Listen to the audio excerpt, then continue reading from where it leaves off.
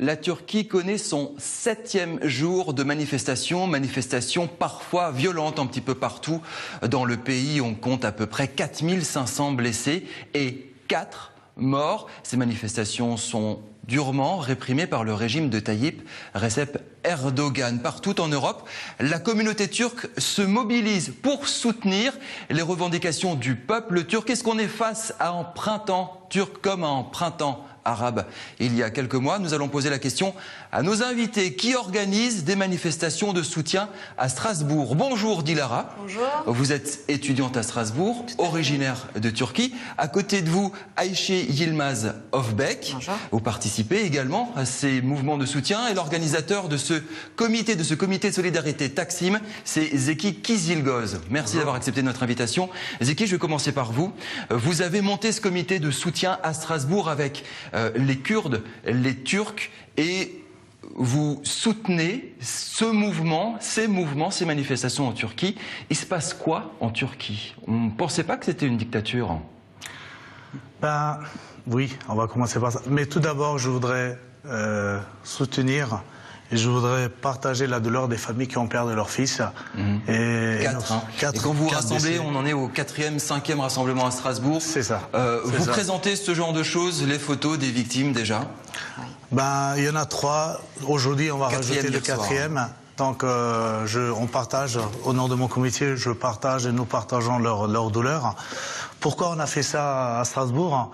Comme vous avez dit, les Kurdes, les Alévis, les Turcs, tous les peuples, tous les gens de Strasbourg, quand ils ont vu ça à la télé, quand ils ont vu ça, ce qui se passait à Istanbul, à Taksim, on s'est dit, on ne peut pas rester sans rien faire ici à Strasbourg. Dilara, vous portez ce genre de choses, touche pas à ma liberté, Tayyip. Tayyip, c'est Erdogan. Vous lui reprochez quoi à Tayyip? Beaucoup de choses. Alors déjà, vous lui demandez de partir, vous lui demandez de quitter le pouvoir, c'est ça? On lui demande de quitter le pouvoir et on demande à tout le gouvernement de l'AKP de quitter le pouvoir. On est face à un printemps turc. Alors, je pense qu'il faut éviter de comparer les deux. C'est pas les mêmes contextes et c'est pas la même histoire. Mais effectivement, la seule ressemblance, c'est que c'est bien le peuple qui est dans la rue. Quelle est la situation là-bas sur place pour qu'on voit ces milliers de manifestations, de manifestants et de manifestations violentes? On se croirait en Tunisie quand même il y a quelques mois. Alors la différence aussi, c'est que dans tout le Maghreb, le mouvement est parti des frères musulmans, plus ou moins. Le peuple a été soutenu par les frères musulmans, etc. En Turquie, c'est pas tout à fait ça. C'est le peuple. Il faut comprendre que l'étau se resserre autour des gens, que les gens sont tout le temps, voilà, on leur dicte leur conduite. Erdogan a pris l'habitude de leur dire faites comme ci, faites comme ça, ayez 3 enfants, n'avortez pas, ne buvez pas d'alcool, etc. Le peuple n'en peut plus, tout simplement. Et c'est ça qui est beau actuellement en Turquie, c'est que tout le monde est rassemblé. Vous avez, dans cette manifestation qui a commencé donc à Taksim au Gezi Park, pour sauver les arbres, vous avez des musulmans, vous avez des athées, vous avez des gens de gauche, vous avez des gens de droite, vous avez des Alévis, vous avez des Kurdes, vous avez des Roms, vous avez plein de monde qui sont normalement séparés par leurs idées, mais qui là se réunissent parce qu'ils n'en peuvent plus. On dit qu'il devrait mettre en place une sorte d'islam modéré, et finalement c'est pas si modéré que ça, c'est ce que vous ressentez? C'est l'image qu'ils ont essayé de donner de la Turquie pendant des années. L'image d'un pays qui est en train de se moderniser. En fait, aujourd'hui, la Turquie montre son vrai visage. Et je pense qu'il est bon aujourd'hui qu'il est important que le monde entier voit ce que le peuple de Turquie a vécu pendant des années. Zeki, une réaction à ça? Oui, parce que partout j'essaie d'expliquer, de dire ça. L'Europe devrait voir les 2 visages de la Turquie. L'Europe devrait écouter Istanbul. Donc, comme dit Ayşe et Dilara, il y a 2 visages en Turquie. On est cité pour dire que c'est un pays musulman et laïque. Donc, mais si vous vivez à l'intérieur, c'est pas ça. Comme dit Ayşe, vous n'avez pas le droit de faire ça. Vous n'avez pas le droit de boire. Vous n'avez pas le droit de faire ci. Dans certains secteurs, la consommation d'alcool est interdite. Hein, c'est ça. Il y a des erreurs qui est fixée. Il faut pas boire. Donc, le 28 mai, en fait, c'était la goutte qui a fait déborder la vase. Donc, les gens se sont dit, mais s'il y a quelque chose qui va pas, ça va pas. Il faut qu'on se révolte. C'est parti d'un petit mouvement éco, on va dire, contre les armes. Mais les gens comme moi qui ont ouvert la télé le soir en regardant ce qui se passe le 28, quand ils ont vu la répression de la police, les canons à eau, les bombes lacrymogènes, les blessés, tout ce qui se passe. C'est un gouvernement qui est plus à l'écoute de son peuple. Il n'est pas du tout à l'écoute de son peuple. Non seulement il n'est plus à l'écoute de son peuple, mais il met de l'huile sur le feu. C'est-à-dire que toutes les déclarations du Premier ministre depuis le 28 mai, ce n'est que provocation.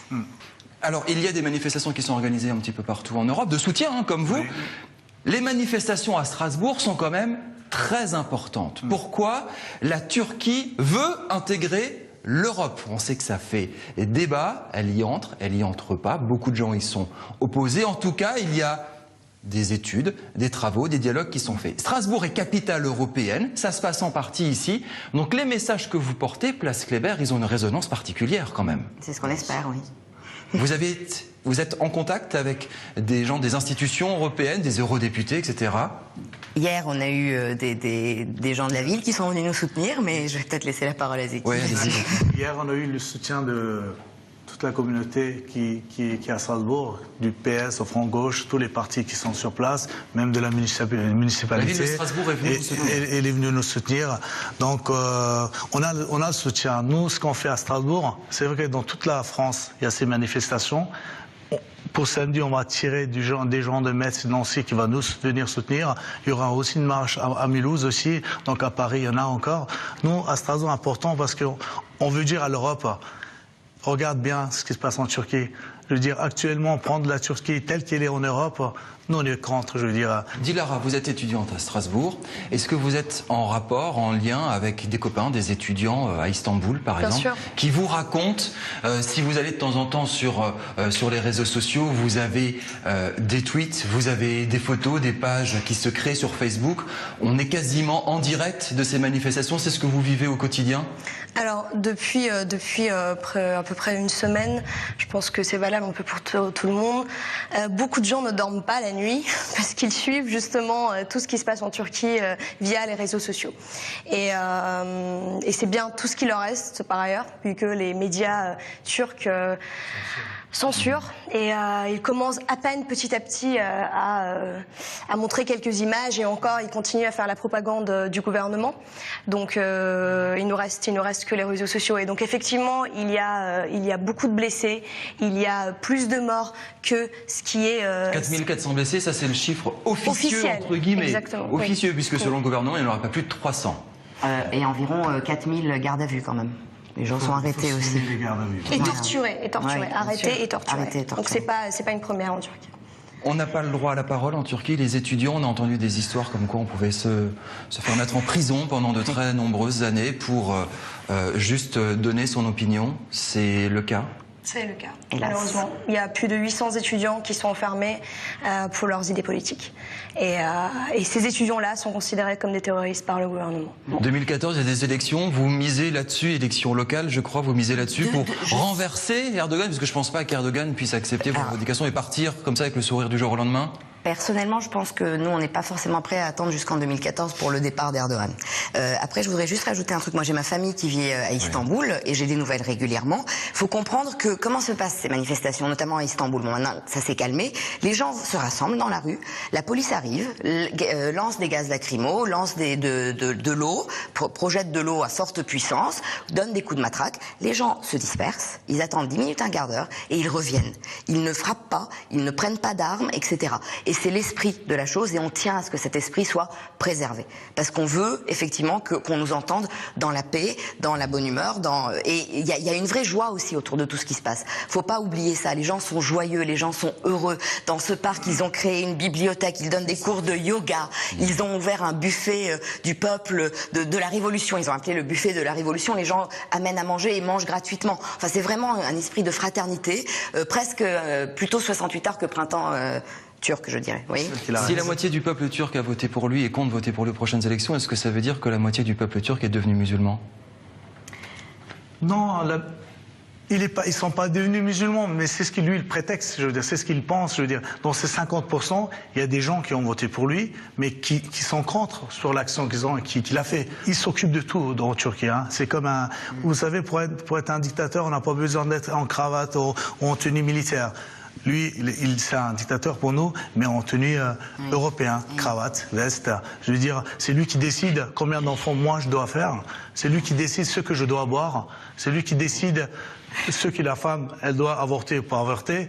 Celui qui décide si à Taksim, on doit faire un parc, on doit enlever les 3 arbres. C'est lui qui décide si on doit s'embrasser dans la rue, si on peut se tenir la main. C'est un dictateur paternaliste qui tout le temps dit qu'il veut notre bien. Le comité Taksim de soutien aux manifestations en Turquie, nouvelle manifestation à Strasbourg, de soutien dans les prochains jours et certainement dans les prochaines semaines.